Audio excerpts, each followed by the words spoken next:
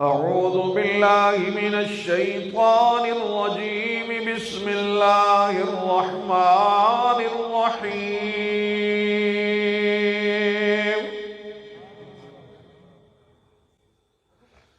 كل نفس ذائقة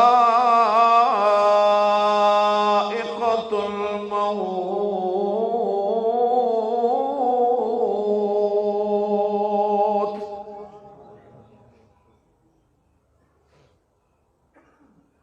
عظمتوں والے رب نے فرمایا ہر ایک نفس دنیا میں تم نے بے شمار پھل چکھے ہوں گے، بے شمار ذائقے چکھے ہوں گے۔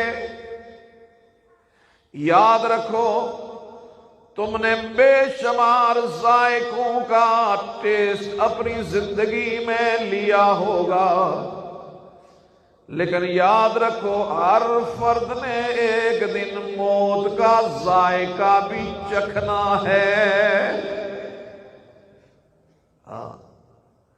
آج میرا بھائی اشفاق اس سفر پہ گیا، کل ہم میں سے ہر ایک نے جانا ہے، اور وہ کڑوا گھونٹ موت والا پینا ہے۔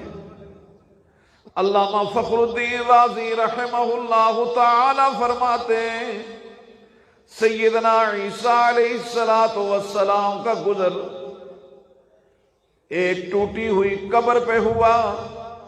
رب العالمین سے استفسار کیا، میرے ربا میں اس صاحب قبر سے ملنا چاہتا ہوں، آپ اجازت دیں، میں اس سے بات کرنا چاہتا ہوں۔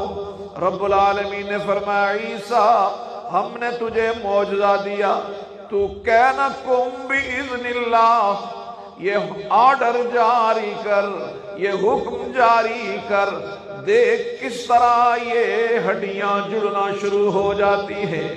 سیدنا عیسیٰ علیہ السلام نے حکم دیا کم بِإِذْنِ اللہ، اللہ کی اجازت سے حکم سے کھڑے ہو جاؤ۔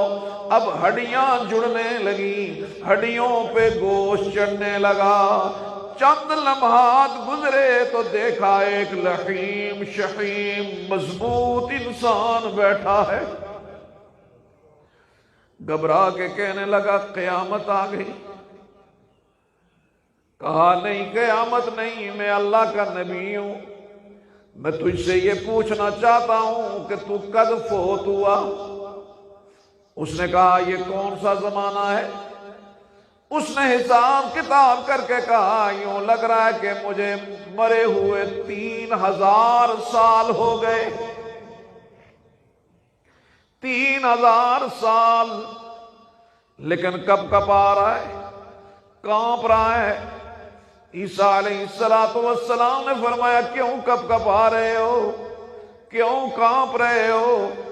کہنے لگا اللہ کے نبی آج 3000 سال بیت چکے ہیں، لیکن قسم ہے اس ذات کی جس نے مجھے دوبارہ زندہ کیا، میری زبان پہ وہ موت والی کڑواہٹ آج بھی محسوس ہو رہی ہے۔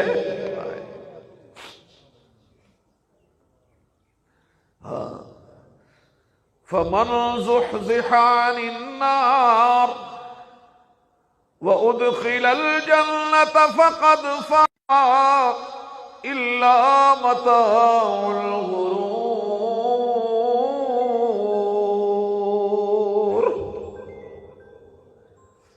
یاد رکھو دنیا والے کہتے ہیں فلاں مل گیا تو میں بڑا کامیاب ہو گیا، اور میرے رب نے تعارف کروایا وَمَا الْحَيَاةُ الدُّنْيَا إِلَّا مَتَاعُ الْغُرُورِ۔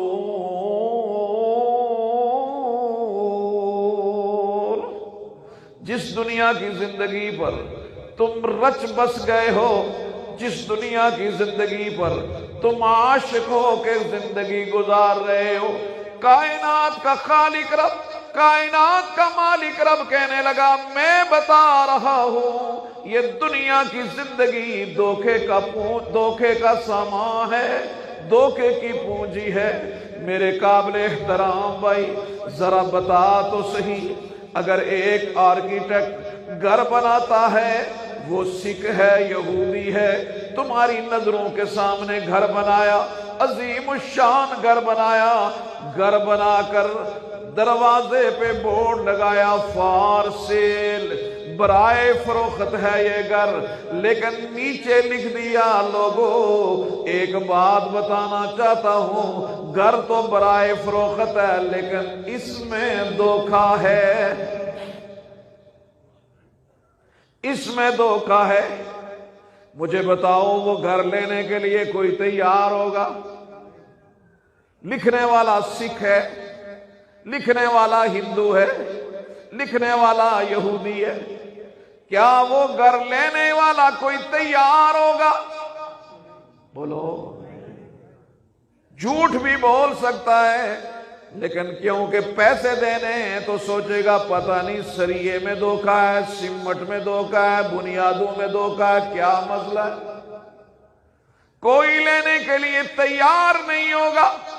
او میرے بھائی، سکھ اور یہودی گھر بنا کر لکھ دے اس گھر میں دھوکہ ہے تو ہم خریدار نہیں بنتے۔ کائنات کا رب دنیا بنا کر کہہ رہا ہے او میرے بندو اس دنیا میں دھوکہ ہے، تم پھر بھی خریدار بنے ہوئے،